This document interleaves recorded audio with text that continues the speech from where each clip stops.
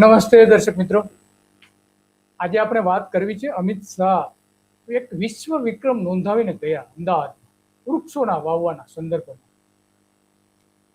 તો એમાં કેવા જુઠ્ઠાણાઓ એ બોલીને ગયા એની આપણે વાત કરવી છે, કારણ કે એ જે બોલીને ગયા છે એમાં ઘણી બધી ત્રુટીઓ છે, ઘણી બધી બાબતો એવી છે કે જે લોકોને ગેરમાર્ગે દોરતા હોય એવું લાગી રહ્યું છે. કારણ કે અમદાવાદને 1986થી ગ્રીન અમદાવાદ બનાવવાની એ ભારતીય જનતા પાર્ટી, છતાં પણ આજ સુધી 40 વર્ષમાં ગ્રીન ગુજરાત ન થયું કે ન થયું. કેમ આવું થયું છે એ સવાલ આજે આવીને ઉભો રહે છે. અને એટલા માટે અમિત શાહ પોતાનો જે મત વિસ્તાર છે અમદાવાદ, એમાં કેવા જૂઠાણા બોલીને ગયા એ આપણે વાત કરવી છે. અને આ બધી જ બાબતો જે છે એ આપણે જાણીએ છીએ કે 101 ઓક્સિજન પાર્ક પણ બનાવીને ગયા અને 1.25 કરોડ વૃક્ષો ઉછેરવાની વાત પણ કરીને ગયા. આ જોઈ શકીએ છીએ ગાંધીનગર લોકસભા કોન્સ્ટિટ્યુએન્સીમાં મ્યુનિસિપલ કમિશનર જે જાહેરાત કર્યા છે અમદાવાદમાં અહીંયા કુલ લગભગ 90,000 ચોરસ મીટરનું આ જે જગ્યા છે એમાં પ્લાન્ટેશનનું કાર્યવાહી અમદાવાદ મ્યુનિસિપલ કોર્પોરેશન દ્વારા કરવામાં આવેલ હતા. એમાં પ્લાન્ટેશન અને એના સાથે સાથે બીજા જે વોલન્ટિયર્સ આવ્યા હતા, લગભગ 25,000 લોકો અહીંયા હાજર હતા.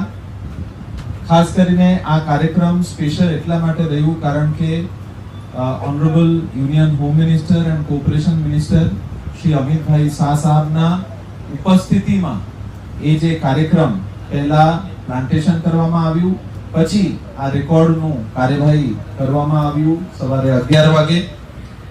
અને આ જે કાર્યક્રમ છે એ કાર્યક્રમમાં ઓનરેબલ યુએચએમ સર શ્રી અમિતભાઈ શાહ સાહેબના ઉપરાંત honourable chief minister Shri Bhupendrabhai Patel સાહેબ, શ્રી વિશ્વકર્મા સાહેબ અને દર્શનાબેન વાઘેલા, માનનીય મેયર શ્રી, તમામ આપણા અમદાવાદના હાજરીમાં 11 વાગે એક્ઝેક્ટ આ જે પ્લાન્ટેશનનું કાર્યવાહી એ શરૂ કરવામાં આવેલું હતું અને 12 વાગે એ પૂરું થયું હતું.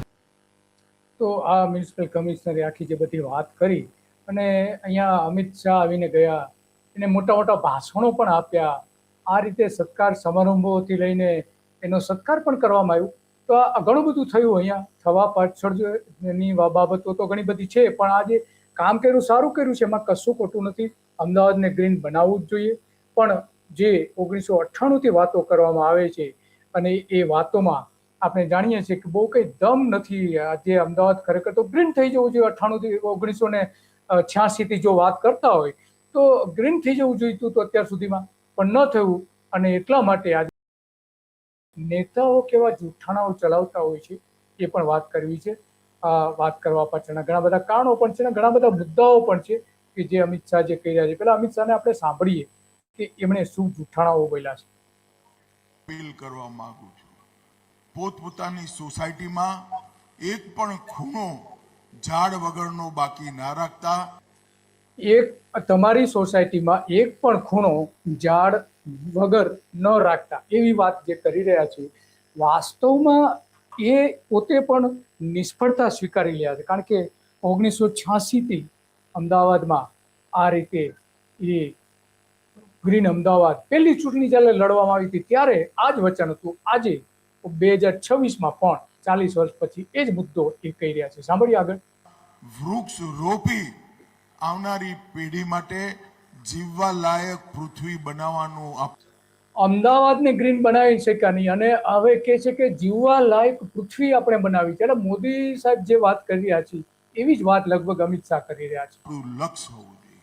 અને બીજું, એક પણ ઘર એવું ના હોય જેની પર રૂફટોપ સોલાર બિછાઈ ના હોય. તો એ વાત તો કરી રહ્યા છે કે રૂફટોપ સોલાર પણ ઉપર તમે મૂકો. તો આ બધું જોઈએ એ કરતા નથી.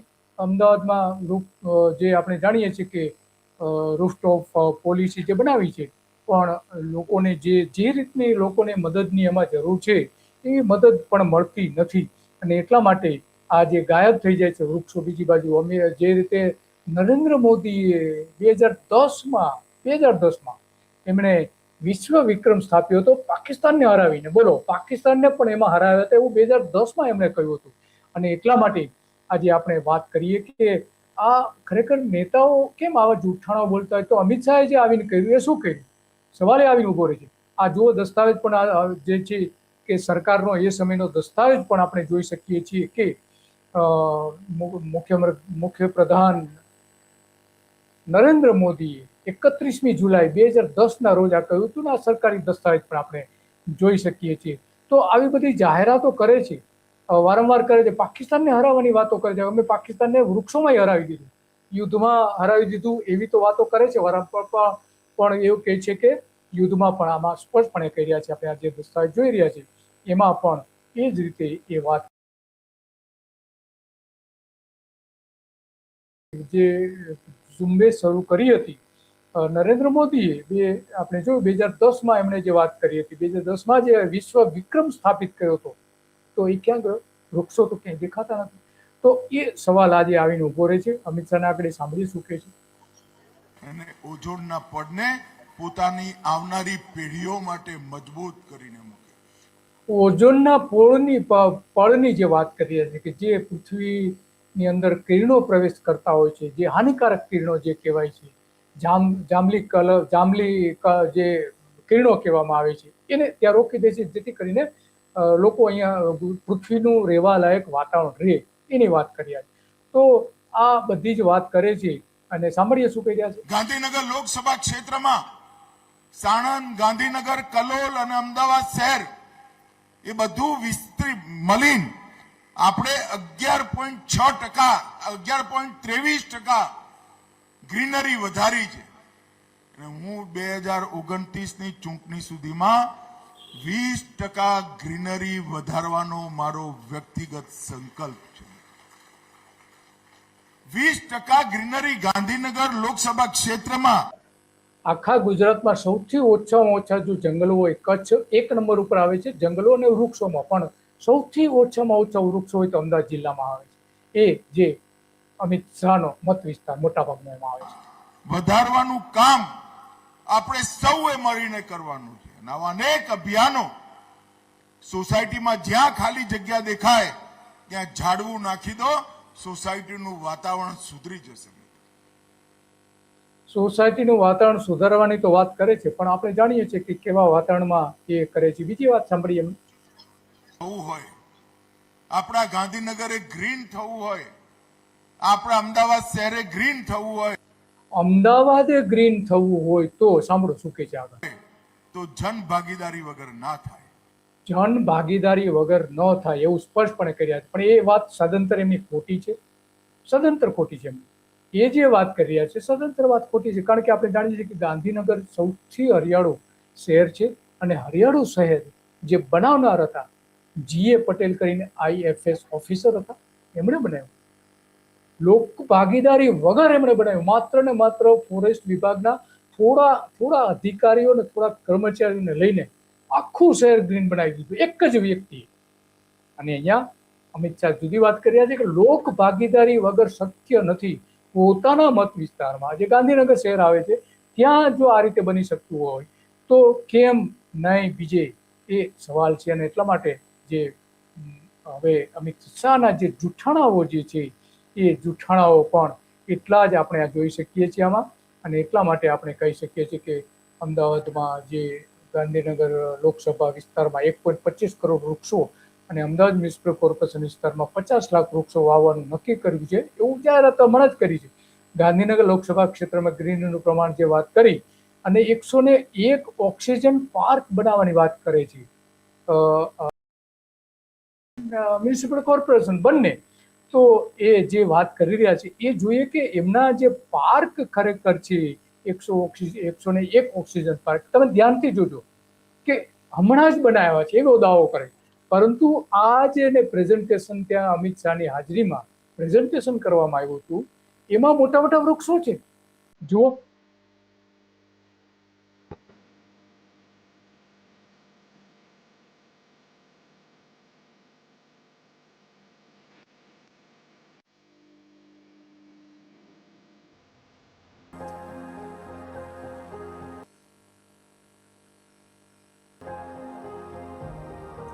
આ બતાવે છે વેસ્ટ ઝોન સી 14 પેજ. આ બધા મોટા મોટા વૃક્ષો બતાવે છે. ઈસ્ટ ઝોન આ દરેકે દરેક 125 બતાવી રહ્યા છે. South zone oxygen park 1, oxygen park 2. કેટલા મોટા વૃક્ષો છે આમાં સ્પષ્ટપણે દેખાય છે. કઈ રીતે શક્ય બને? આ કઈ રીતે શક્ય બને? સવાલ એ આવીને ઉભો રહે છે.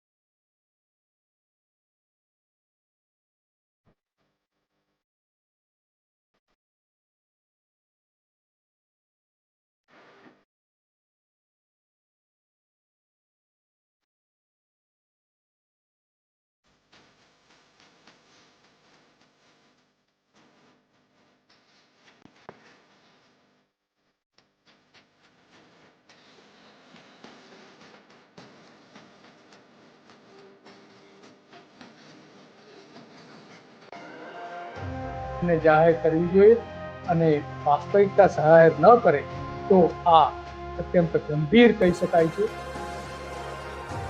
રિવરફ્રન્ટના વિસ્તારોને પણ એમાં લઈ લીધા છે. તો આ આપણે મૂળ એટલા માટે આપણે વાત કરીએ છીએ કે સત્તાધીશો જ્યારે જુઠ્ઠાણું ફેલાવે છે ત્યારે આપણે એને જાહેર તો કરવું જ પડે. આટલા મહા જુઠ્ઠાણાઓ ફેલાવે એ તો આપણે કઈ રીતે કહી શકીએ? અમદાવાદ એક ગૌરવપૂર્ણ શહેર છે. આપણે અમદાવાદ માટે ગૌરવ છે. સારી સારી યોજનાઓ બની છે. આપણે જોઈ શકીએ છીએ મોટું ચમકદમકદાર અમદાવાદ બતાવવામાં આવે છે. પણ વાસ્તવમાં શું પરિસ્થિતિ છે? આટલા મોટા પ્રોજેક્ટ થાય છે એવું પણ બતાવવામાં આવે છે અમદાવાદનું. પણ વાસ્તવમાં તો કંઈક જુદી જ વાત છે. અને એટલા માટે આપણે આ બધી વાત કરવી પડે છે કે સત્તાધીશો જે કે છે એ હંમેશા માટે સાચું નથી હોતું. હંમેશા માટે નથી હોતું. સાંભળીએ અમિત શાહ શું કહી રહ્યા છે. સરકારીનું અભિયાન મને ચોક્કસ વિશ્વાસ છે કે આવનારા દિવસોમાં આપણા શહેરને એના તાપમાનને બાકી બધા તાપમાન કરતા ઓછામાં ઓછું 5% 5% તાપમાન ઓછું લઈ આવશે. આપણે સૌ બીજી બાજુ નેતાઓ કહે છે समय में कभी आपकी माता जी का जन्मदिन हो क्या कोई और शुभ दिन हो, अपनी माँ के नाम पर एक पेड़ लगाइए. 50 लाख वृक्ष, 30 लाख वृक्ष, 60 लाख वृक्ष અને જોત જોતામાં એક પેડ માં કે નામ એ નારો ના રહેતા એક જન અભિયાનની અંદર પરિવર્તિત થયું. એક પેડ માં કે નામ એટલે દરેક જણ પોતાના માતાના નામે એક વૃક્ષ વાવે, એમના ગુરુના નામે પણ એક વૃક્ષ વાવી. તો નેતાઓ આવા ગેરમાર્ગે પણ દોરે છે એ આપણે જોઈ શકાય છે. એક પેડ માતા કે નામ પણ ગુજરાતમાં કેટલા વૃક્ષો કપાય એ હમણાં આપણે થોડી વાર પહેલા પછી જોઈશું. પણ ગિનિસ બુક ઓફ રેકોર્ડે જે જાહેરાત કરીએ પણ સાંભળીએ. For Guinness World Records headquartered in London. I was commissioned as the adjudicator to do the record for the largest Miyawaki plantation in 1 hour. So, Miyawaki, just to give you a background, is a particular climb. તો આ મિયાવાકીની જે વાત કરી રહ્યા છીએ, તો આ આખી વાત આપણા માટે એટલા માટે ગંભીર અને વિચારવા લાયક છે કે નેતાઓ જે કંઈ કહે છે એ બધું સાચું હોતું નથી. અહીંયા આવીને મોટી મોટી વાતો કરે, ઉદ્ઘાટનો કરે, કરોડો રૂપિયાના ખર્ચાઓ કરે અને આ રીતે નેતાઓના સ્ટેજ બનાવવાથી લઈને, વૃક્ષો વાવવાથી લઈને એ બધી વાતો કરે છે. પણ વાસ્તવમાં શું છે એ પણ આપણે જોઈએ કે ખરેખર જે આ બધી પ્રવૃત્તિ થાય, સારી થાય છે, એમાં કોઈ સવાલ નથી. નેતાઓ જે વૃક્ષારોપણ કરે અને જે કંઈ થાય છે એમાં એની સામે આપણે વાંધો નથી. પણ આ રીતે ખોટા ખર્ચાઓ કરે છે, પણ એનો કંઈક એનો ખરેખર અમલ તો થવો જોઈએ ને. અમલ તો કરવામાં આવતો નથી અને એટલા માટે આપણે એની સામે વાંધો છે. આપણે જોઈએ કેટલીક બાબતો જોઈએ કે અમદાવાદ સાંસદ અને ગૃહપ્રધાને જે 35 જાતના વૃક્ષો 3.61 લાખનો વાવીને એક જ કલાકમાં વાવીને 25,000 લોકોની મદદ લઈને Guinness book of world record જે 3.61 લાખ વૃક્ષોનો હતો. નરેન્દ્ર મોદીએ પણ અમદાવાદમાં 2010માં વૃક્ષારોપણ વાવવાનો વિશ્વ વિક્રમ પ્રસ્થાપિત કર્યો હતો.